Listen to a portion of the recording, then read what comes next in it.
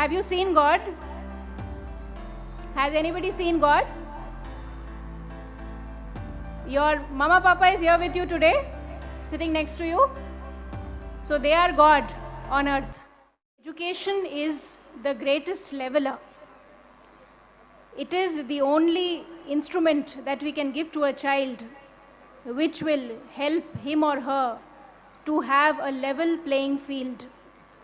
Whether the child comes from a rich family or a poor family, whether from a backward class or a forward class, if the child has the power of education, then in Akshara's words, you give him the wings to fly. So in that spirit, I congratulate the institution for its ideology and hope that the spirit continues, that you truly enable each and every child to really explore and be prepared for this competitive world. Here I would like to make an appeal to the parents and to the teachers. Let learning be a joyful experience for them. It's an extremely competitive and stressful world, but if we teach them to enjoy the learning process, if we are with them to enjoy the learning process, they will grow up as balanced and joyful human beings. And I'm sure this spirit will take them well into the future. Whichever stream, whichever field of work they choose, they will continue to be productive at the same time, healthy and happy. So this is a quality which we imbibe from childhood. It cannot be taught when they are grown up. And I appeal to the faculties, to the parents, to allow your children to really grow as children. We often ask them, what will you be when you become an adult? What will you be when you grow up? I would appeal to you to start asking them, what do you want to do today? That is important.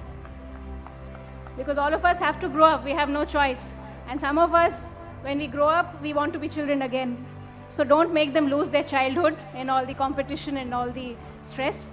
Let them really be encouraged to pursue their dreams, pursue their interests, be it music, dance, co-curricular activities, dramatics, sports, because our country needs everybody, each and every one of us, not just engineers and doctors and bureaucrats.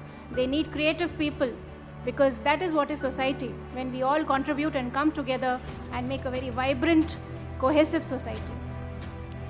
And my small appeal to the mothers in particular: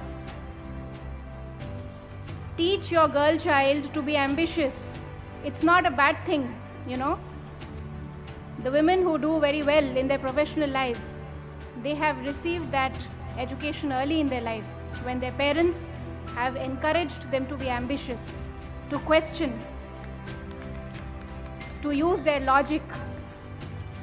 In India, we have a mindset where in very subtle ways, in very soft and calm ways, we tell a girl child to be quiet, to be obedient.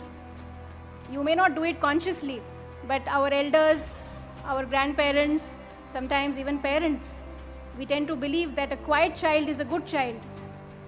But do learn to allow them to question, to allow them to be ambitious, and give that space to your girl children to really grow, to really have careers, to have the power to decide what they want to do with their lives once you give them the education.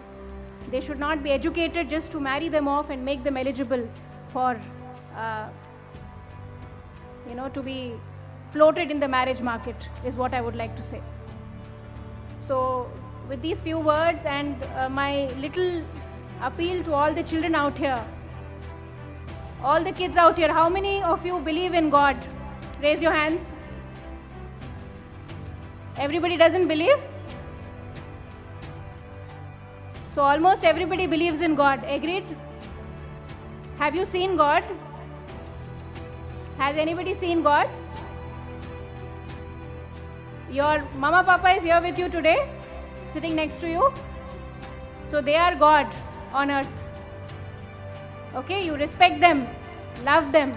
They are your best friends. And nobody on earth or nobody in the sky can think for you, can plan for you, can dream for you more than your parents. So respect them always. When you grow up and are successful people, you remember that they are your God. May we always see the light. Thank you.